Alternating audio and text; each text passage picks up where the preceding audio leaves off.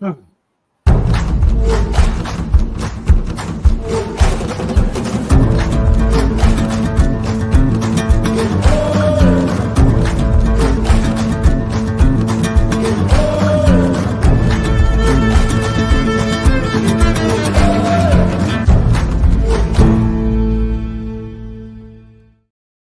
morning, everybody. We're talking baseball.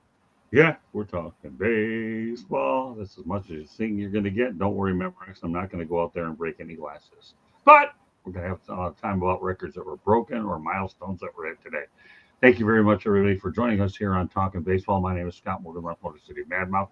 Pleased to be joined by Candy Evelyn. Candy, well, good morning. Good morning. Thank you for having me. You're very welcome. Very appropriate to this show, definitely, for all you Milwaukee Brewers fans out there that are around the world. Well, it's a pretty good show for you to tune in. Mickey Callaway, my skipper. Glad to have you on, Mick. Yeah, absolutely. Good morning, everybody. Thanks for having me.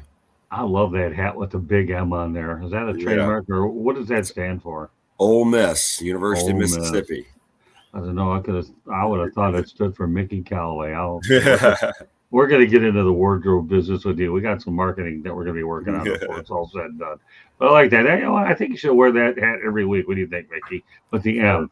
But we're just going to make that M stand for Mickey. All right. And last but not least, the kid that calls me whatever he wants. I love him. My kid. You're a cat. It's glad to have you on.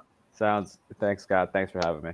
All right. You're welcome. So anyways, I'll be a little bit more toned down than I was last week because our last guest got me going up there. And I was thinking about a wild comeback, and I'm still thinking about it in March, let me tell you. But right now, we're going to be talking predominantly about the Brewers, for the Detroit Tigers information, as well as the New York Yankees. Some of us have to eat crow a little bit because of what we said on Monday night. It's okay. That's part about being in our industry. You can make predictions that don't work out. You just simply deal with it and own up to it, and we'll own up to a lot of that we have lined up today. So with that said, since we are talking some history today, we're going to go back to July 2nd, 1982. Robin Yount records his 2,500th hit. What do you think, Candy? You know, Robin Yount was the kid in Milwaukee. I mean, he started when he was 18 years old. Everybody loved him. He's still part of the organization and pops in from time to time. You know, you got to love that. Robin Yount, one of the best Brewers ever. New York MLB talk good because I need sleep after last week's show. I'm sure you probably do. Yeah, well, I'll tell you something, man. We give you a workout. When you come on our show, it's a marathon. Get used to it. If you can handle marathons, you can handle that show. You seem to be doing pretty good.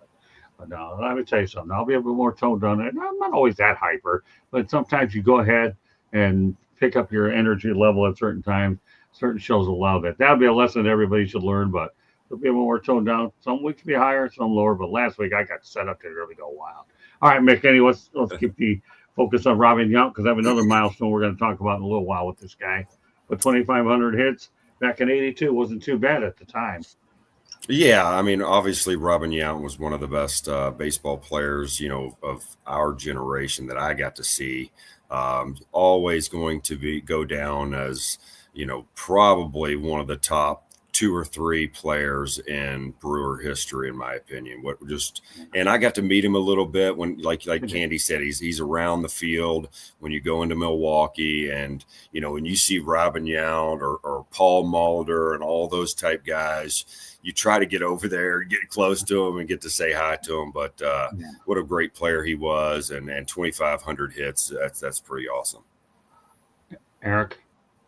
I mean, Robin Yount, that's like the greatest Brewer of all time. He's got over 3,000 hits. He's the franchise's all-time hits leader, which I don't see anybody breaking that record because nowadays the players on the Brewers don't stay around long enough, except with the exception of maybe Christian Yelich. Obviously, Ryan Braun came the closest, but he obviously didn't get it done.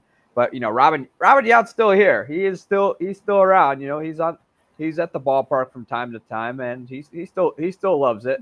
But that's Rockin' Robin right there. I mean, the guy that nobody could hit. Nobody was, except for maybe Pete Rose. Nobody could hit the ball better.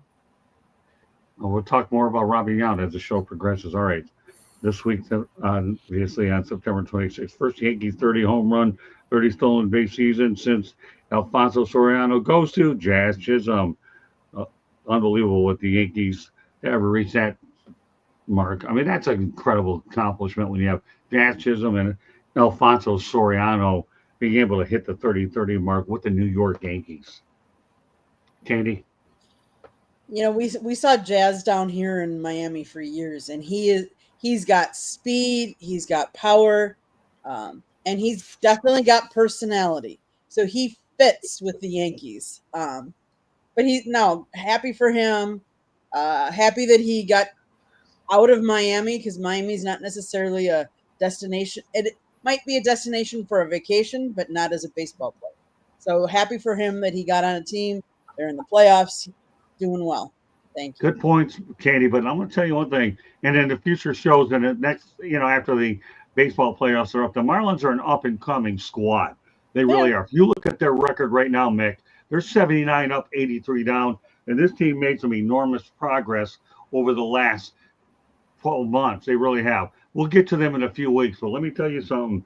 This team under Clayton McCullough, I've seen what I've seen all year. Nobody expected them to get within 4 games of that 500 mark. But once again, when we hit the offseason, there'll be a bit more Marlins talk here on the network. But with that said, Mickey, I don't want to take away from what Chisholm and Soriano did. The 30-30 club, I would say, is a pretty good club, isn't it? Yeah, that's a great club, and I'm kind of shocked that they're the only. What did you say? They're the only two that's done that in Yankee history in the last 10 years or so. Yeah, I would say that's current, but I think there's 3 in the club, but those are the most current ones. Well, I mean that's a awesome feat. I liked Jazz when he was over there in Miami. You did want to kind of see him get out of there just because of the state of the union there at that point in time, and get him onto a competitor where he could really shine a little bit. And like Candy said, he's an outspoken guy. He loves to play the game, hard, and he's gonna, kind of be a little bit more, flamboyant than your normal Yankees, and that is fun to see in New York, because you never know what's going to happen. There's going to be some kind of something going on, but he's really put his money, best foot out there, and is playing really well for the Yankees. I've loved to watch him in a Yankees uniform, and he's really helped them out. I think it's been a good acquisition for them, and hopefully he can continue to add this postseason. And Alfonso Soriano, I got to play with him back in the day. What a great guy. He was an electric player as well. He could really run. Now, he was kind of the opposite of Jazz as far as like being outspoken. Soriano was really quiet and toned down, but could really play the game. I remember him being such a big prospect when he first started when he came over from overseas and started playing in the United States. And, he was a great player too for the Yankees.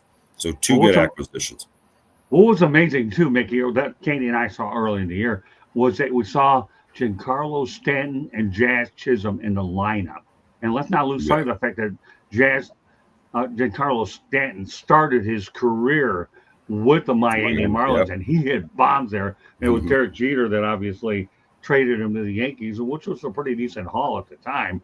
And then Candy and I are watching these two guys that played with the Marlins in New York in a different sense, many years apart. But great point, Mickey, all the way around. I just find it ironic to see those two guys, of all places, in the lineup.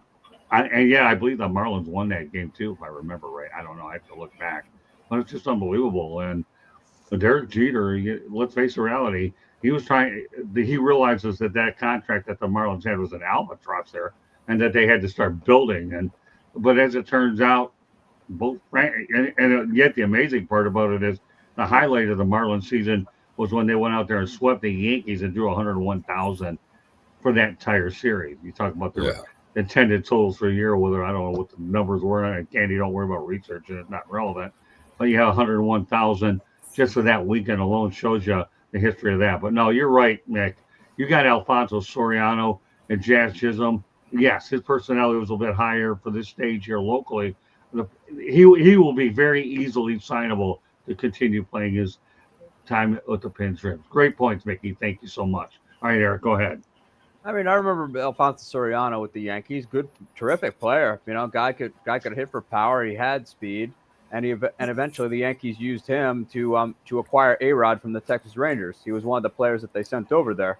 As far as Jazz goes, I mean, Jazz, you got to know what you're getting with Jazz, because Jazz isn't Jazz with his mouth shut. That's just not him. But I think he's in the right environment, though, because he wasn't in the right environment in Miami where he can truly thrive and have an impact on games. Because he's got a locker room that has Aaron Judge and Cody Bellinger and other people in it, where some of the shenanigans that happen in Miami are just not going to happen in that place. It's just not. And I think that the Yankees have done a good job at just letting Jazz be Jazz to an extent, but also knowing how to reel them back in when they have to. But it hasn't affected Jazz's play on the field, because in the postseason, he certainly backed up his talk about being benched, especially when he sprinted all the way around the bases to give the Yankees the go ahead run in game 2. But Jazz has been great. I really hope the Yankees re-sign him, because he's been a solid defender over at second base. He doesn't make the errors that Gleyber Torres used to make, so I don't have to worry. Right. Generally, I don't have to worry about a ground ball going over there, and I get worried whether the play is going to be made or not. And he can hit for power. He has speed. I wish he would get on base more to use that speed, because I feel like sometimes he gets a little too power happy. But he's been good for the Yankees. I cannot complain about Jazz. I mean, he's been he's been able to kind of balance out that lineup. Excellent points. All right, we'll continue on here. A lot to get you on talking baseball. September 25th, 2008, Ryan Braun, get this, hits a walk-off grand slam. His clutch home run locks up victory for the Brewers over the Pirates 5-1. The win helps the Brewers in the wild card race against the New York Mets. Both teams at that time sat with an 88-71 record. Ryan Braun, another guy in Milwaukee, Candy, that we had an opportunity to see when they celebrated him about a year ago. Ironically, you have just named two players that played their whole career with Milwaukee. Robin Yount did, and so did Ryan Braun.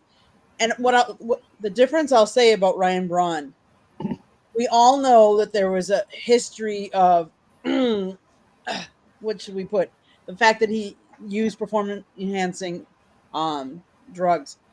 Right. But yet, and he got banned for a while, but yet Milwaukee brought him back in. And I don't know that a lot of other teams would have done that. And the fans still accepted him, and they rallied behind him. And I don't know that a lot of other markets would have done that, but yeah, he had a really great career. Last year we were in Milwaukee. It happened to be that they honored him on the day that Xavier Edwards hit for the cycle at that game. If you go to our YouTube channel, you can go see the ceremony, because we actually recorded it, and it's up on our YouTube channel. He had a special relationship with Bob Uecker. Everybody did. So Bob Uecker was at that ceremony. But yeah, he had Braun played a long time. He had 352 home runs. He was an outfielder, and he was well liked. Not to the extent that Robin Yount was, but Ryan Braun also came back this last season and played in that home run hitting contest as well. Mickey. Yeah, I think every decade or so, you have a franchise player, right? And Robin Yount was that for them for quite a while. Ryan Braun was that, from not too long ago, and now you got Christian Yelich. So he was a great player for them. I really liked the way they handled him and gave him a second chance. He was part of their family, and that's what you do, right? He made a mistake. He took some performance enhancing drugs. He's not the only one in baseball that did that at the time. During that era, there were tons of guys doing it. And I really liked it. They brought him back, gave him a chance to play some more. And, he ended up having a great career as a Brewer, and he stayed faithful. They stayed faithful. They made it a family. And I think this is, a sign of why the Brewers have such good success. I think they bring their players in and they don't treat them like I'm just going to use you for a year and get rid of you, or we're going to bring somebody in and take your spot. I think the Brewers players feel comfortable there. It's a family. We've talked about this before. They have fun together. They really have a great team as far as the camaraderie. And, I bet they do. I bet they go out to dinner on the roads together. So, that means a lot when you're trying to, especially in a small market, trying to put together something that's special. And the Brewers have been able to do that for quite some time now. I'm sure all these, New York Mets teams and all these big market teams are looking over there at the Brewers and going, why can't we recreate that here when we're spending 10 times more money than they are? And it comes down to culture. It comes down to, making people feel comfortable and welcome and knowing that you're a little bit more secure. And I think that's what the Brewers do. And I think that was a big statement from them when they let Braun continue his career and finish it there in Milwaukee. No question. Well, now think about that. Pat Murphy's done a really good job. But what about the fact everybody thought that they were all not for dead with David Stearns? How did that work out? We'll talk about more Mets later on. No room for it today. But David Stearns went to the Mets. Guess what? They're not in the playoffs. Guess what? The Milwaukee Brewers under Pat Murphy there. And, of course, later on, the Brewers and the Cubbies will be playing. You have Red Council against Pat Murphy. That'll be one of those interesting series. And I believe that's the early of the quadruple games here. I believe at, 2:08 p.m. Eastern time. And we'll have more Brewers talk on Monday night. But we're piling in as much as we can. Go ahead, Eric. I mean, when that happened to Braun was, from what I recall of it, Braun was pretty remorseful about the issue right away. So it's not like he Barry Bonds did, or anybody else for that matter. And I don't recall. I wasn't in Milwaukee at the time, but I don't recall them burning his effigy right in the middle of downtown Milwaukee, like they did in Canada when Peter Pocklington traded Wayne Gretzky. And what a reference, Candy! I didn't see that one. Hey, we got to call you Boy Wonder. That was good. Yeah. Peter Pocklington and Wayne Gretzky on this show. Yes, they burned his effigy they burned his effigy after they traded Wayne Gretzky to the Kings, and I don't think Peter Pocklington was forgiven for that. But the deal was, Ryan Braun, great player for the Brewers. I think Milwaukee did a great job at just forgiving him about what happened. I'm sure there were some conversations before it and all that kind of stuff, so it didn't become a Sammy Sosa situation like it was with him and the Cubs for a very long time. It was a mistake, but the Brewers welcomed him back. They retired. I was at his retirement ceremony in 2021 when they had him at the stadium, and he gave a speech, and then eventually here, I think this year they put him in the Brewers Hall of Fame, which is like right outside the ballpark. I think they handled it correctly, but the Brewers, it wasn't really David Stearns leaving that was the concern, because Matt Arnold came from the Rays and he knows kind of how those small market teams operate. So, he was already coming in with that, and he'd also been a big part of the Brewers. He was a big part of the Brewers operation. Obviously, Stearns was the head guy at the time, but Arnold was right there in the background. So it's not like we have a lone wolf here coming in and doing things that don't necessarily work. So, the big concern was when Council left, but people forget, though, the Brewers still had I did this too. The Brewers still had a veteran clubhouse at the time that had a lot of success and knew how to win. Plus, they were already bringing up guys and already had a majority of those guys on the team. So it's not like, obviously the guy in the clubhouse who was managing all changed. Plus, the team had a familiarity with Pat Murphy as well, because he had been the bench coach for a while.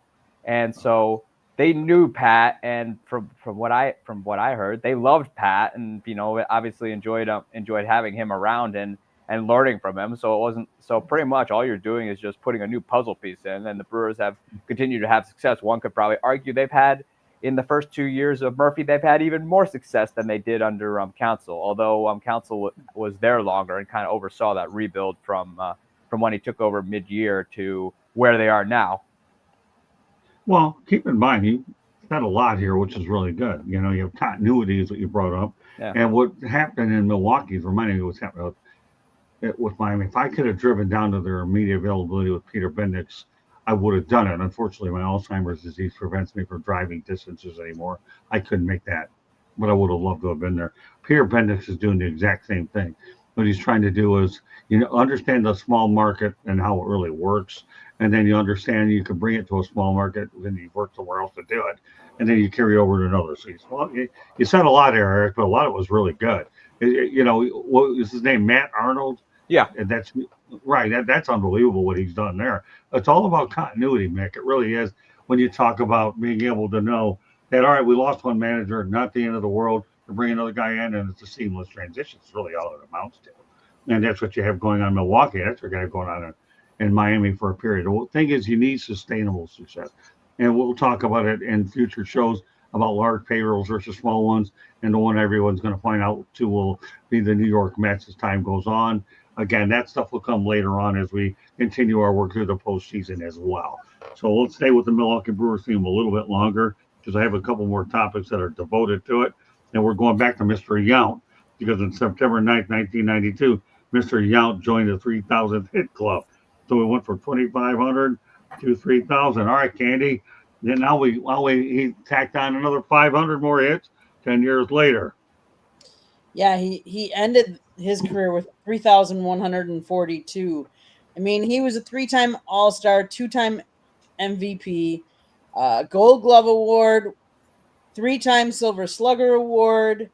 He's in the Milwaukee Brewers Wall of Fame, Wall of Honor, and the Walk of Fame. So they have two different. And his numbers retired.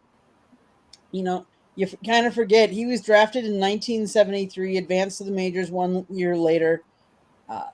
Pretty awesome to see him have the success he did. He was a true hitter, a true Milwaukeean. I mean, he was known also for riding his Harley into the ballpark, and but he was just to see 3,000 was great. Like that was cool. That was really special. Not many Milwaukee Brewers have done that, so that was cool. Well, leave a little doubt. You hit the 3,000 hit club, you're headed to the Hall of Fame unless you're on steroids, period. And when he did that. First year of eligibility, he went in as well, too. He was voted into Baseball Hall of Fame. So that's cool. Robin Yount, we talk about you guys giving the accolades to Ryan Braun. Without the PEDs, he gets strong consideration for Cooperstown. Unfortunately, that's a scar on his record as it is with so many other guys. But Robin Yount, driving a Harley Davidson in there? That's unbelievable. And he also is one of 4 statutes that's outside Miller Park is Robin Yount as well. Yeah, but let me ask you a question. Don't they have the Harley Davidson? They have a museum. Yeah, it's right on Juneau Avenue. Yep, just a couple 2-3 miles away from the ballpark. Yeah, haven't you driven me by that place a few times, Candy? I have. I've never been in there. One of these days I get back to Milwaukee, I want to go to that Harley Davidson museum, which shows you what little I know about motorcycles. But I got to tell you a story, though, Mick, before I go out there and continue the theme with Robin Yount. Okay, this is one of my crazy stories of the week, but now because we have a motorcycle into the program here. Once upon a time, my dad bought me a dirt bike because at that time I had 2 working parents. That's how we were getting around. I had to go to driver's ed. Okay, I didn't have no way to get there. My God, seriously, really, toned down version. Okay. Anyway, I ended up taking the back roads and over to school, and then everybody kept messing around with my bike over at Milford High School. Well, luckily I found somebody across the street. I had a garage, let me park it there, and I walked across the street. But I drove a dirt bike. I used to drive dirt bikes all the time on hills. I got into a few issues on those hills. Had a lot of good time. My brother Lonnie was even a bigger terror on that dirt bike, but he had it easy because when he went to driver's ed, I had to take him there all the time. He didn't have shit, so get there. But I'm the one that loved. I enjoyed riding a motorcycle, but it does tend to become a little bit dangerous. So. But at least Harley Davidson and Robbie Yount were a good team. Of course, now Mr. Yount. Yeah, I'm glad you brought the fact he was a first ballot Hall of Famer because this guy, didn't he take a shot at professional golf for a period of time too? If I remember correctly, thought better of it. I don't remember. A little bit. Yeah. Okay. Well, we'll get into that. I don't want to turn. All right, making back to Robbie Yount at number 3,000. Yeah, like you said or stated, Scott, 3,000 hits, you're going to get in the Hall of Fame, right? I love that that's what used to be chased a lot by players, right? They took pride in, I want to get those 200 hits a season. And if I do that for a sustained period of time, I'm going to have a chance at Cooperstown. The game has changed a little bit. I think people are, chasing home runs and stuff. And it's just, the contact importance is not there as much anymore. I know Robin and Wade Boggs and Don Mattingly and all those guys, they could hit the ball out of the park when they wanted to. But they were really chasing getting on base so the team, could score more runs. And that's what it was all about. Let's get hits. If it's an extra base hit, that's great. Now we're chasing extra base hits. And if we get a bloop single, we're happy with that too. So it's kind of shifted around. And I loved watching baseball back then when those guys were up there, just let's get on base. Let's just put, solid contact, put the bat on the ball, and let's see what we get out of it. And Robin Yount was definitely one of those. And you have to be one of those to get into that 3,000 hit club. Yeah, no question about it. Nowadays, you have a lot more Rob Deers in the lineup. We're all chasing You're right. ball. Yeah. Yeah, keep in mind, Phil Rob Deer also, yeah, no, him too. Yeah, Robin, believe it or not, Rob Deer, I think, also played for the Detroit Tigers as well. All right, Eric, go ahead. Yep. I mean, yeah, the Brewers were in the American League at the time. So for MVP awards, he was typically competing with Don Mattingly yearly for that award. So, not easy, especially given the fact that Don Mattingly's playing in New York and Rob's in Milwaukee, two very polar opposite markets of each other. Right. But he was, he could hit the ball. I mean, he was he's just one of those guys that could hit it where he wanted to. He could, like Mattingly, he could homer when he felt like it. But Rob, Right. You needed a double, Robin was going to get it. You needed a sac fly, Robin was going to get it. If you needed a extra base hit or a home run, Robin was going to get it. He was that kind of hitter. I mean, he's in the Hall of Fame now. He's very deserving of it. I think the only real contact guys and guys who purely hit for contact you have now are Luis Arias and also Stephen Kwan. But and obviously the metrics for those guys, for some reason, the metrics that they use now don't like those guys. I'm not sure why, because Stephen Kwan, I'd rather, if the bases are loaded with no outs, I'd be more concerned about facing him than Jose Ramirez, because the guy doesn't strike out. And if he makes contact, let's just say it's a soft ground ball to the shortstop, yeah, I might get Stephen Kwan out at first, but I'm not getting the guy at home and I give up a run. Those are the guys I worry about more. But but again, Robin Yount, he was just one of those guys that just could hit the ball, and it's amazing how good he was and how much attention he garnered, despite having to compete with Don Mattingly every year. And when Don Mattingly played in the largest market in the game, and Robin Yount played in the smallest market in the game. Yeah, see, I'm not backing off my position. I do believe that Don Mattingly belongs in the Hall of Fame. I really do. Yeah. But by the same token, I understand what Don told me when we did our one-on-one interview, that once again, you can see that on the South Florida Tribune YouTube channel. So please check that out as well. But when Don said injuries really led to my difficulties of not getting in, Don's the most even kill guy. Of course, a very dear friend of mine as well. One more Brewer topic. Scott, can I follow up a little bit? Yeah. I did a little bit of research. I just want to add, Yount holds Brewer career records for games, at-bats, runs, hits, doubles, triples, ribbies, total bases, walks, and strikeouts. He was the last active major leaguer to have been a teammate of Hank Aaron back in 75 and 76. and his 3 All-Star appearances are tied with Fergie Jenkins for the second fewest of any Hall of Famer from the All-Star game era.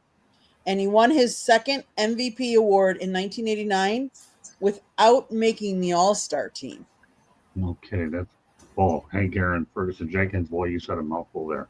Well, with you saying a mouthful, I'll say a mouthful too, because on September 9th, 1988, Gary Sheffield hits his first home run, which helped the Brewers beat the Seattle Mariners 2-1 in 11 innings. He will go on to hit 509 home runs in his 22-year career. Gosh, when you think of Gary Sheffield, how many people realize he began his career with the Milwaukee Brewers and had a pretty good career himself? All right, Candy, go ahead. So I have a little different take on Gary Sheffield because that was bad. Really what? bad. His time in Milwaukee was pretty bad. Not only was his time in Milwaukee not the greatest, but he wasn't the nicest guy in Milwaukee. So for most of you might know this, my dad was an usher at County Stadium back in the day. But my dad actually met Gary Sheffield. My dad actually worked as a part-time salesman in a liquor store. And Gary went in there, and Gary was just downright not nice.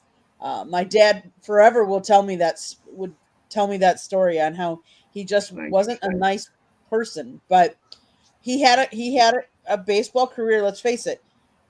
He played for the Brewers 88 to 91, the Padres 92 to 93, Marlins 93 to 98, Dodgers 98 to 2001, Braves 2002 to 2003, Yankees 2004 to 2006, the Tigers 2007 to 2008, and then the Mets in 2009. I mean, I don't know about you, but what does that tell you when you played for how many different teams and not like a length of time for any one of them? I almost wonder if his attitude and played a role in that. Obviously he had a long career. I can't, discount that. And he was 9-time All-Star, so I can't discount that either. But yeah, I have, a different tainted little mindset on him. All right, come on, hold it. The guy was young. He was young.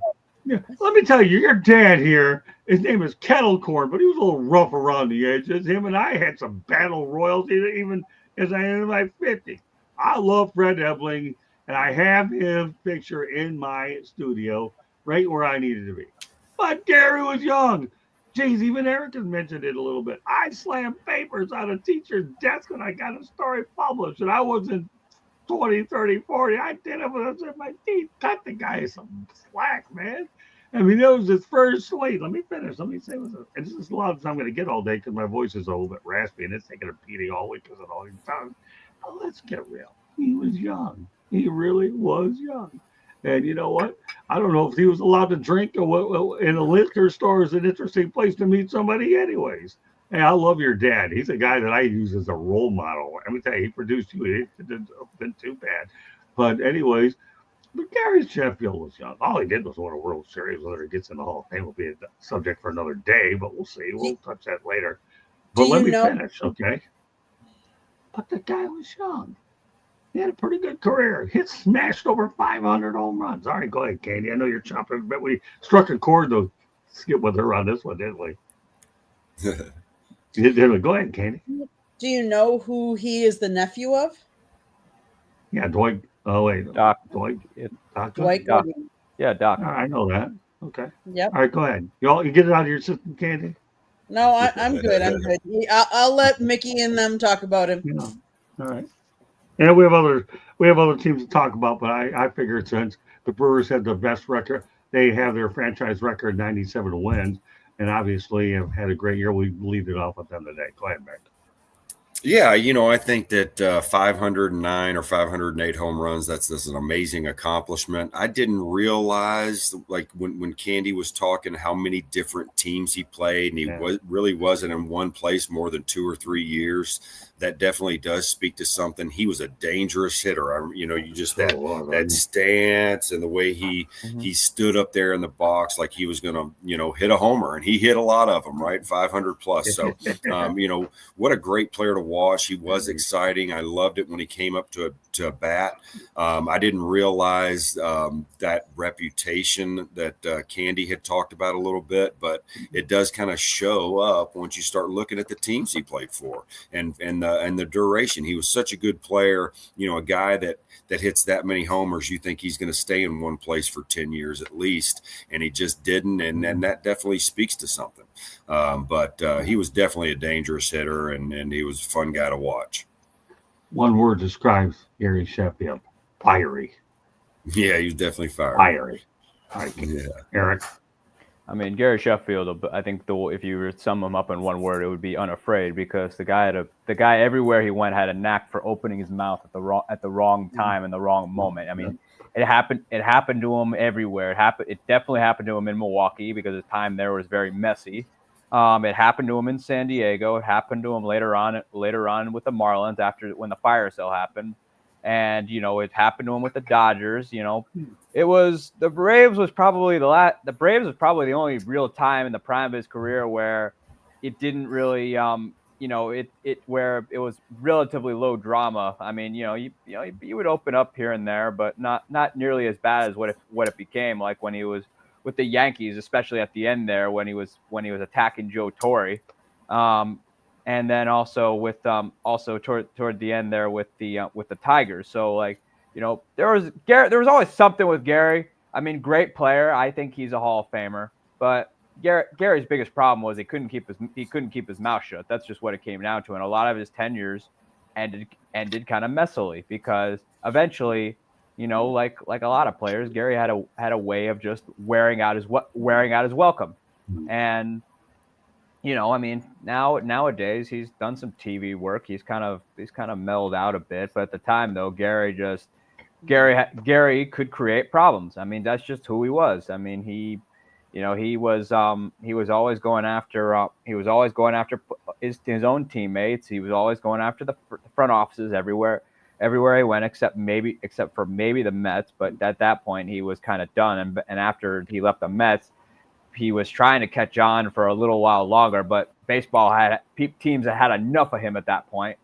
And, I think that's why he just wasn't able to end where he wanted to, because teams had just had enough of him. But great player, but man, he was definitely a fire starter. That's for sure. Well, let me tell you this: for many years, I covered the bad boys of the Detroit Pistons. I worked with Chuck Daly. I did. Joe Dumars always said I wasn't looking to acquire choir boys, and that's what all they did was win championships. Say what you want about these guys, but if they're not choir boys, that means they got personality. And I'm not saying that that's the case. I'm not defending Gary Sheffield. I'm not saying he's not rough around the edges, because he obviously is. But in the end, he's a ultra talented player. Smashed 500 home runs. Has some pretty good numbers. We'll talk about him on a later edition of our show. I just want to touch on his accomplishment. But this topic is only designed to let you know where he hit his first home run. And it had let me finish, Eric, okay? Yeah. Okay. And then I'll let you talk. Yeah. But this is the topic to let you know he hit his first home run with the Milwaukee Brewers. That's it. Mm-hmm. I'm glad we're able to continue the conversation going.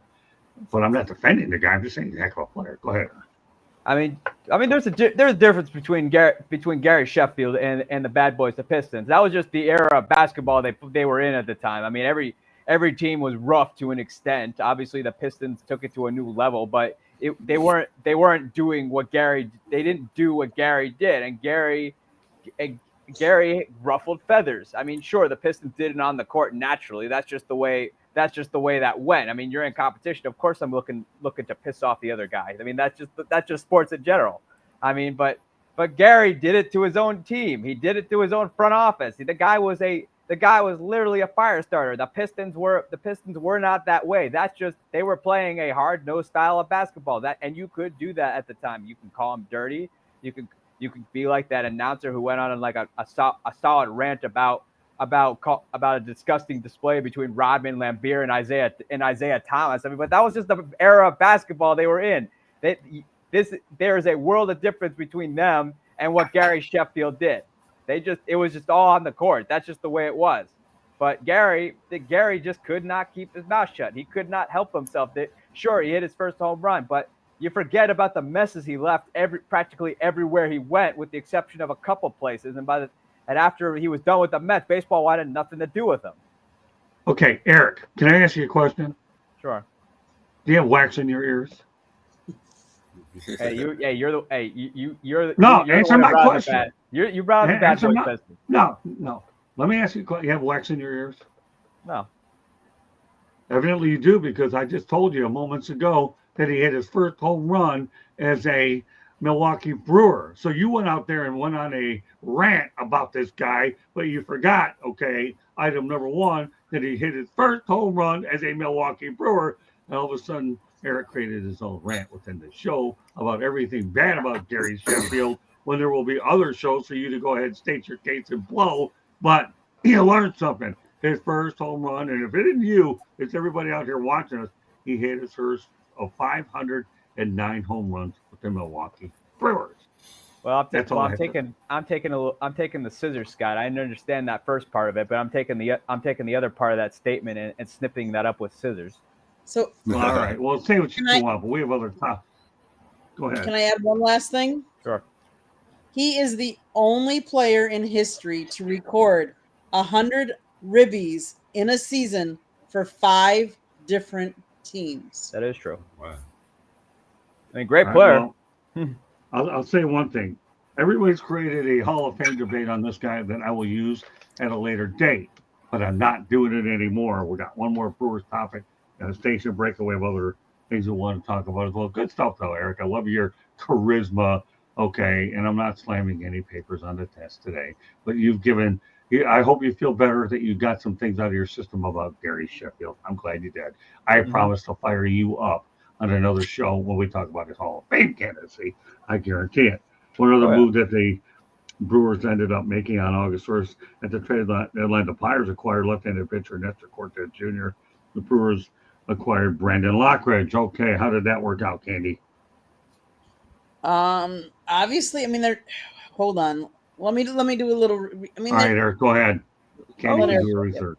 I mean, unfortunately for Nestor Cortez, though, he just got hurt. That's just what it came down to. He got hurt. He only made a couple starts in Milwaukee, so you couldn't really measure his time in Milwaukee, though, because he got hurt. I mean, yes, during his first start, he got absolutely demolished by the Yankees in April, and then he put together a solid start in his second start. But unfortunately for him, he got hurt. I mean, that's just the way it was. Brandon Lockridge ended up being like, they weren't going to get a great player for Cortez, because Cortez is really just a middle of the rotation guy who doesn't throw above, whose fastball is not the fastest, like 92-ish miles an hour, which you can get away with it. But Lockridge did some good things for Milwaukee. He gave them he was a good guy that filled in the outfield, good mid-series guy. He had speed, and I'd say the Brewers kind of got what they kind of got. I think they got something out of the deal where they got a guy who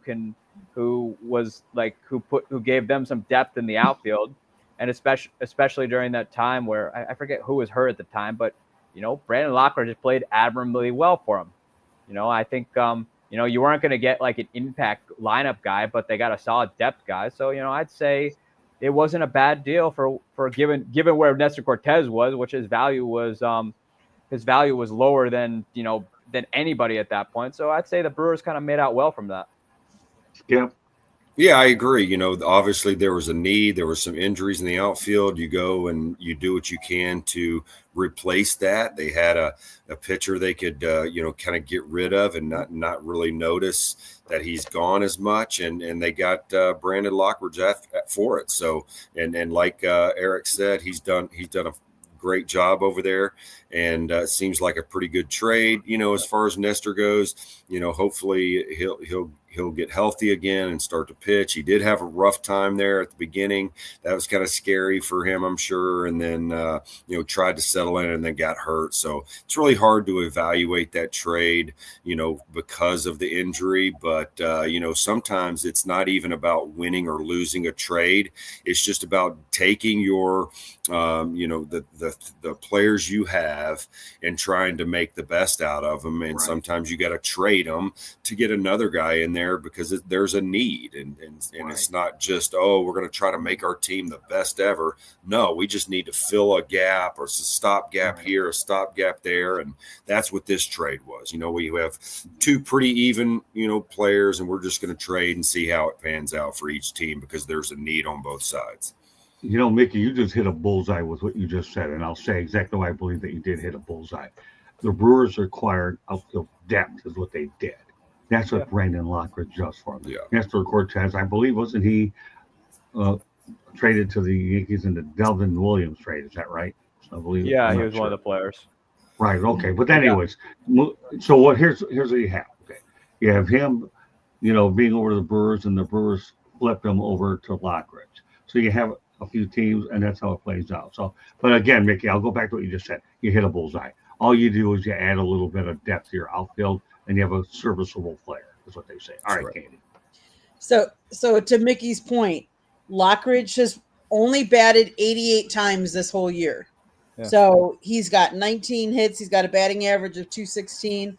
Obviously, that's not that they didn't go get him for power. They didn't go get him, because they thought he was this explosive player. They got him because they had a need in outfield that they needed some other depth back there. And as far as Nestor, besides being injured, his ERA this year is 6.33. So, they needed to move on, and they had to give in order to do a trade, you have to give somebody up. So you have to look at your roster. Who is the one that is most expendable that the other team also wants? So it's not just a matter of who do you want to get rid of, but I would say you probably have a list of guys, and then you go to the other team and say, hey, we're looking at this person. We want this person. Okay, for him, who do you want? And, and that's how you got to negotiate back and forth, because they also gave another player and cash considerations to get the outfield depth that the Brewers needed. Okay, with that said, we're going to a station break. Okay, South Florida Tribune Publishing Company published a book, Lessons from the Microphone, Tuning into the Enduring Wisdom of Visionary Leaders. It is written by our host, Scott, the Motor City Madmouth Morganroth. It's available on Amazon, Barnes & Noble, Kindle, Google, and Apple Books. There's a link on our website, www.southfloridatribune.com, where there is a plethora of great content. Go check it out. If you see the red subscribe button in that lower right-hand corner, click it, like us, share us, and then share it with all your friends, but also turn on the notifications so you're notified anytime we go live. If you want to advertise or sponsor a show, call Scott 954-304-4941. And if you want to be a guest or topic ideas, you can always email us at southfloridatribune@gmail.com. Back to you, Scott. All right. Well, I know Mickey has about 10 minutes to go, so we're not going to be on a whole lot longer anyways beyond that. So with that said, the Yankees benched 57 home runs and 145 RBI. Because analytics, Eric, take the lead on that. We'll get to a couple other topics. I'll have Mickey for another 10 minutes or so. Go ahead, Eric, take the lead. We had to have Mickey on for about an hour. And we didn't budget a lot of time for the show anyway, so it's not that big of a deal. So go ahead, Eric, take the lead on that. Okay, Aaron Boone, I thought he managed that game one very poorly. I mean, forget the analytics. You got to play your best in the postseason. This is all or nothing. Your guys are not going to be 100% by the postseason comes around, because they're playing on a good year, 130, 140 games a year, probably on a good year, depending on health. But you cannot be playing these guys who are really just middle of the series guys. You cannot manage the game according to analytics. You have to play your best. You want to do that in the postseason. It's part of the reason why the Yankees lost to the Red Sox. You expected analytics to beat a guy like Garrett Crochet. You forget lefty-righty matchups. You play your best. You play your guys who have been there for you all year long, who have been your most capable players. Because Garrett Crochet's a dominant pitcher, as we saw in Game 1. That's who he is. He's clearly a Cy Young candidate, in my opinion. I think it'll be a close race between him and Tarek Skubal. But again, Boone managed that game poorly. He left a lot of guys on the bench. You shouldn't be worried about lefty-righty matchups in the postseason. You play your best, and Boone did not do that in Game 1. Mickey? Yeah, I kind of agree with Eric to a degree. I think that, you try to build a team where you can face righties and lefties and have success against them throughout the 162-game season. But when it comes to the playoffs, you play your best players. That's just the bottom line, right? You're going to have, some secondary players and things like that are going to help you out throughout the season to rest your main guys so they can stay fresh and continue to produce throughout the year. And that's when you really, really lean on those, left-right splits and maybe try to build a lineup that day because you want to rest some of your big boys, and maybe you're taking 2 or 3 of, those backup players and strategically, trying to find rest for those big guys throughout the year when Garrett's maybe pitching against you during the 162 game season and you want to rest somebody, you really pay attention to those platoon players and those splits. But in the postseason, hey, you put your big boys out there, you put your best players out there, you put your best defense, and then you ride them out and see what happens, because you don't want to go down, and lose because you're playing those secondary players just because you think, the matchup is a little bit better. So I agree with Eric for sure. All right, just so you know, everybody, we're going to go rapid fire the rest of the way after this topic so we can get Mickey in as much of these topics as we have. So bear with us, but we're almost done anyways. Candy, go ahead. What I'm going to say is you put your best team out there. You do whatever you need to win, because if you don't win these games, you go home and then your season is done. I remember the Brewers did it best back in the day when they had CC Sabathia and they put him in and they pitched him on not as much rest because they wanted to win. So you do what you need to win the games now, because otherwise you're going to be at home. Yeah, Trent Grisham and Brent Rice should not be sitting. They should be playing. We'll leave it at that. Obviously, we have a pitching coach on here. Tiger pitcher Reed Olson won't need shoulder surgery. They're hoping to have him return here in the postseason. They got away with that here in the wild card series, but they're going to need him if they expect to make a deep run. The Tigers are thankful Reed Olson is probably going to be available. What are your thoughts? Obviously, Mickey, this was an area that you're all too familiar with. Yeah, this happens a lot, and you hate to see, this right before the postseason or during the postseason, but it sounds like they had him checked out. The shoulder's going to be okay for now. And, a lot of times I've seen this in the postseason as well. It's like, okay, we could lean one way or the other. You could probably have surgery and it really help him, or we can try to rehab it a little bit and see if we can get anything out of him in the postseason. And that's probably the likely story here. You try to see if he gets good enough or well enough or feels okay enough to go out there and maybe give you a few innings. And then if he can't, then you have surgery after everything ends and he's got time to, in the off season to kind of recover. So I'm not sure exactly what, approach they're taking with him, other than, hey, let's try to get some innings out of him.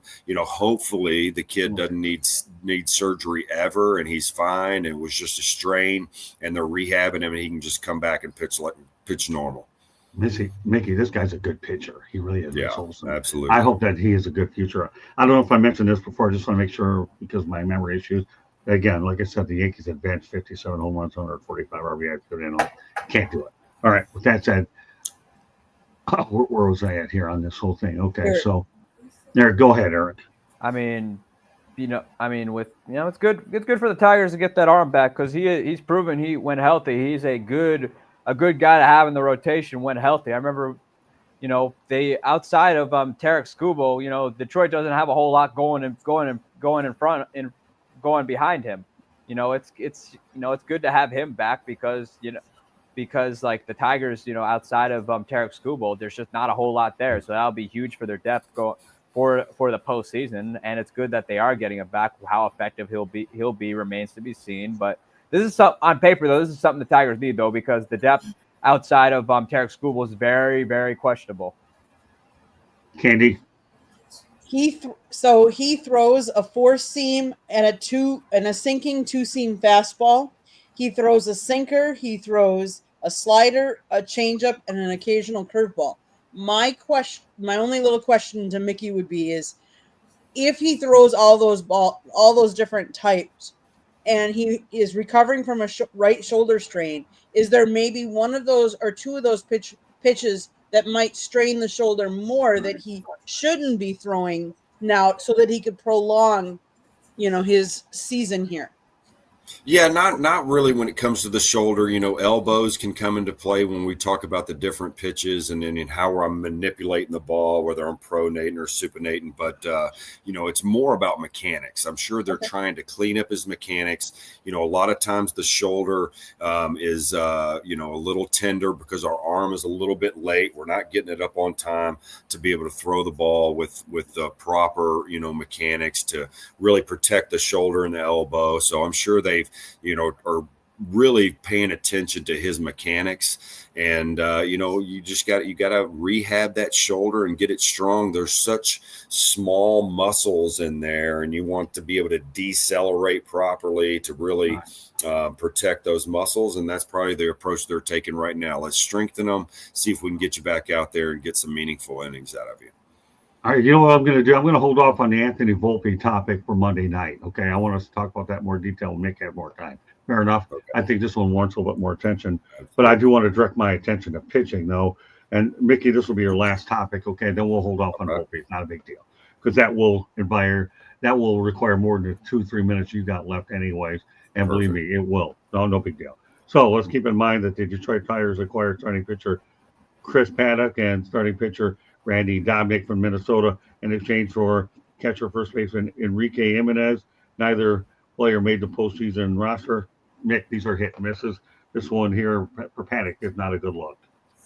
Yeah, I mean, sometimes you hit and you miss. I know that people get together in the front office and try to make improvements to the team all the time. And sometimes you just swing and miss. Baseball is a game of failure. And, I'm sure trades are a very difficult thing to try to, understand and try to guarantee before you pull the trigger. There's just never going to be a guarantee there. You have to put something out on the line. You have to give something up to get something. And sometimes what you get just doesn't work out in your favor.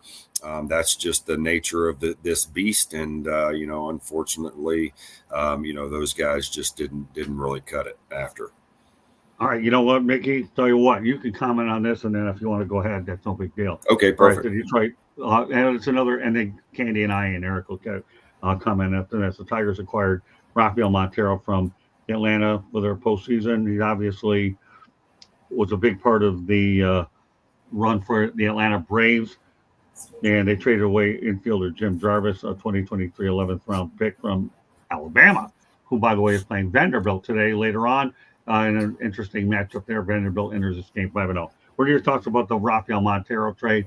And then you can go ahead and take off. I know you have a meeting probably in a moment. So. Yeah, I like it. I think that Rafi is a great kid, right? Has had some success as a back end of the bullpen guy, closing and stuff. I loved the way he throws the ball. I got to coach Rafi for a little bit and be around him some, and he turned out to be a great pitcher. I had him when he was young and got to see him when he was young, and then he goes over and flourishes in some other places. But great pitcher. It's a great acquisition. He's got some experience under his belt, and just continue to see how he pitches and see how long he can continue to pitch well. So I think that's a great one. All right, Mickey. Guess what? I know you have a meeting at 10. All right, I appreciate it, guys. 9. We'll see you Monday night, right. Okay? Yeah, you bet.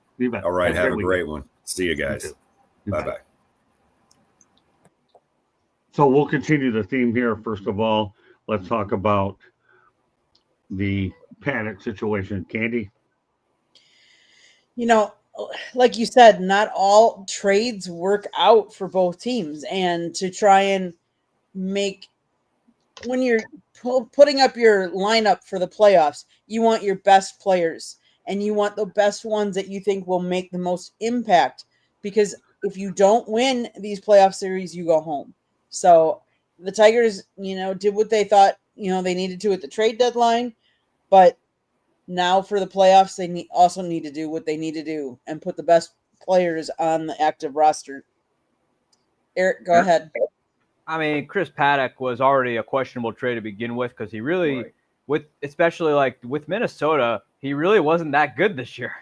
His ERA, he had a high ERA of 4.95, which granted, I get he was playing for a bad Minnesota Twins team, but still, you can't just put it on the team he has, because ultimately, the game starts and ends with the pitcher. I mean, that's just the way it works. I think what the Tigers are trying to do there is they decided to take on a somewhat of a project pitcher where they thought Chris Federer would be able to kind of bring out the best in Chris Paddock, because at times this year he has flashed, and unfortunately it did not work out because he ended up pitching worse in Detroit than he did in Minnesota, which, that's just the way that trade went. And it wasn't the only failed trade for them. I mean, it just didn't work out. I mean, the move was questionable. I think they thought they liked something there and thought Chris Federer would be able to bring it out, because Chris Federer, for all intents and purposes, is a good pitching coach. But they, unfortunately, it just didn't happen. It was a trial run for him. Nobody said that they gave up a boatload to get the guy. I think he was brought in there when they all knew that Reese Olson was having injury problems. They were doing anything they could to fortify that starting rotation. That's all they really can do. All right, we'll shift over to Montero. You've heard it from Nikki. Candy, your thoughts about Montero?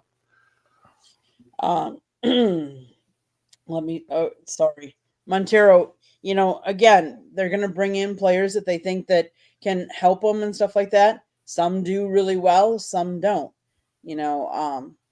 but yeah, I don't have a lot more to say on him. Eric No big deal. Eric? I mean, Rafael Montero, he's had success before.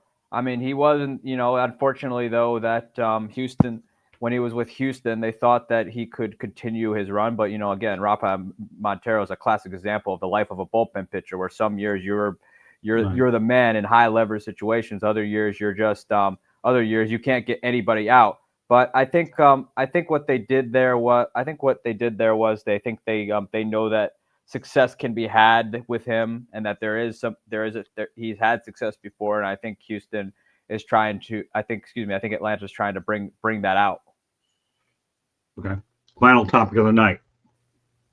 Jazz Chisholm became the first Yankee since Curtis Granderson. Get this.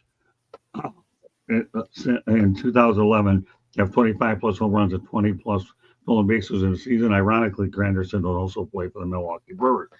And we had a chance to meet Granderson. I'll tell you, he also played for the Detroit Tigers. Curtis, one of the nicest people on the planet, Candy. Yeah, Granderson. The thing that I remember about both him and Jazz is they both have speed. They both can run. Yeah. And they're fast.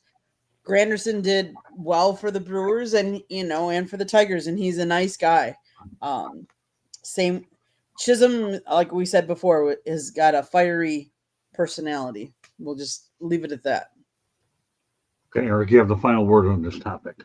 I mean, Curtis Granderson. I mean, that guy, terrific player. Loved him when he was with the Yankees. Obviously, he spent the prime of his career both with the Tigers and the Yankees. I mean, with the Yankees, he was he came over a year after they won the World Series and still helped contribute to that success during that time, as the Yankees were still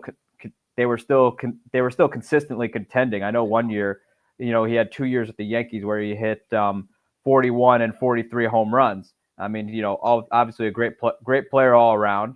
He class guy. Obviously him and Jazz are they're both very different people. Jazz is more fiery, while Curtis Granderson's a lot more reserved, a lot more and just a great guy all around. So they're both just different people, but both of them just are both great ball players. I mean, Curtis Granderson had a very long career, and he proved to be when he came over to Milwaukee, he didn't play every day, but he ended up being just a veteran guy to have in that clubhouse who knows how to win, because he he literally won. He won practically wherever he went. He went to the World Series with the Tigers, and then he also helped the Yankees get into the playoffs just about every year, with the exception of his last year when he got hurt with the Yankees. And just overall though, it's Jazz is just I think we're starting to see the real Jazz Chisholm that Derek Jeter, ironically enough, who traded Zach Gallen for him because Jazz Chisholm was in Arizona at the time. And Right. I think we're starting to see that talent that we were all raving about. I think the Yankees are really really bringing it out. No question about it. Not only they had a good career with the Mets, but the one thing about Curtis Anderson, I'm glad he's found life after baseball as a broadcaster. There's a guy who will be, I don't care where MLB broadcasts, whether it's on ESPN, TBS, or wherever, Curtis Granderson, you'll see him a lot, MLB Network, whatever. Okay. He has a great personality, one of the likable guys. You already mentioned it yourself, Eric, that the guy is great in the clubhouse. Wherever he goes, he's a leader. This guy is a leader in every sense of the word. His knowledge of baseball is just unbelievable. There's nothing not to like about Curtis Granderson. That's why I brought this stat up, because I want people to appreciate Curtis Granderson with every single stop. We know what lit you up about Gary Sheffield's every single stop, that you really blew a gasket. Although, don't worry, I'll give you more reasons on Monday night to blow a gasket when I bring him up again, because of you today.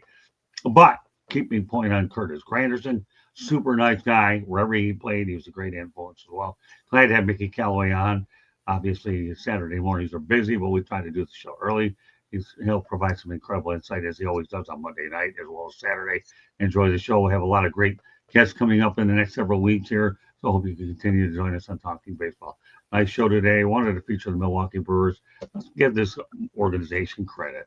They have a lot of good history, and this morning was a good opportunity as they take the field today to talk about what was good about the Brewers organization for many years, dating back prior to the regime, and to appreciate guys like Ryan Braun. To me, albeit he was a checkered career for a little while, there'll be some more Brewer stuff on Monday night. But Robin Yount, if you take anything away from this show, people, take out Robin Yount. This guy here should be appreciated, and there's a reason why he's a first ballot Hall of Famer, as well as some of the other things. The fact that Eric brought up Hank Aaron, Peter Pocklington, and Wayne Gretzky. You would have told me that you, of all people, would bring those two names up today. I thought I was delusional. I might be anyways, but that's beside the point.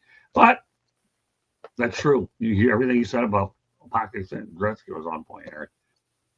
I've enjoyed having your development on this network immensely. I love talking to you away from the show, because you're a young guy who is a rising star, and I'm so proud to have you.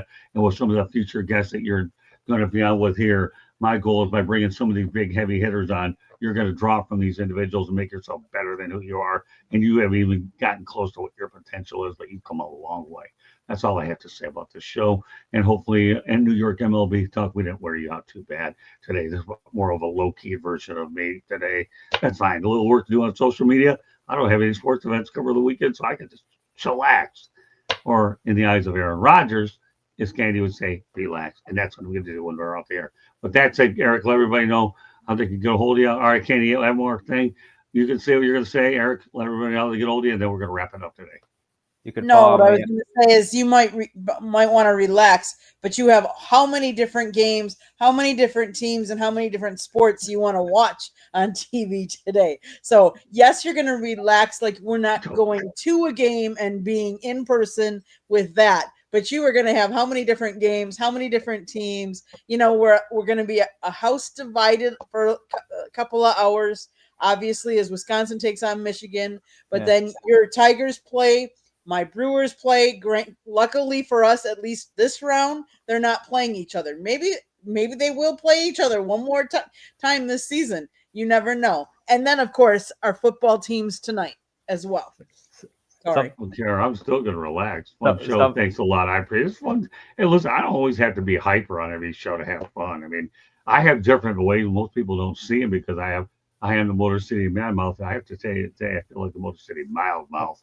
But, for me to be able to sit back and enjoy life in the friendly confines with my everything here on the air is pretty cool stuff, too. But Something tells me Scott would be a fish out of water if he didn't have the sports on. Astute observation from my student.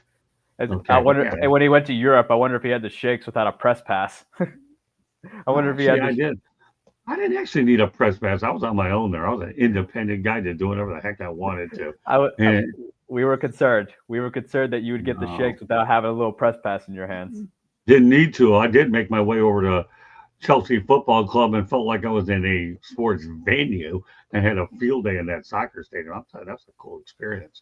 All because of a gap, because of a travel agent that I hired, by the way, who made a mistake, and we backed into that situation, and it actually worked out well. This is the ultimate story where you take a negative and you turn it into a positive, and we made out like bandits there. It did not hurt, however, that Chelsea's football club had the same colors as the Detroit Lions, and I happen to have a Detroit Lions shirt on, and I was wearing a blue and white shirt with the same colors of Chelsea Football Club. Now that you brought that up, that was kind of cool. How I'm wearing blue and white in the stadium where they're blue and white. So that was, you talk about taking a negative and turning it into a positive. That worked out well. You don't believe me? Go to the Self-Florida Tribune YouTube channel, see how many videos we piled out of that Chelsea thing. That's pretty cool. And the great thing about those clubs too is they don't shake when their stadium's 20 plus years old. Some of those stadiums have been there since the beginning of time. So they don't shake after 20 years. They just leave them there. Yeah, that's true. Well, that one's been redone a little bit too over at Chelsea, so it worked out. I mean, sure, you're gonna have some improvements you got to make on it because it's been there for so long. But through like, especially in England, when you got weathering and all that other stuff, but you're not hearing those owners go into their local legislatures and their state saying, "Give me money for a new stadium."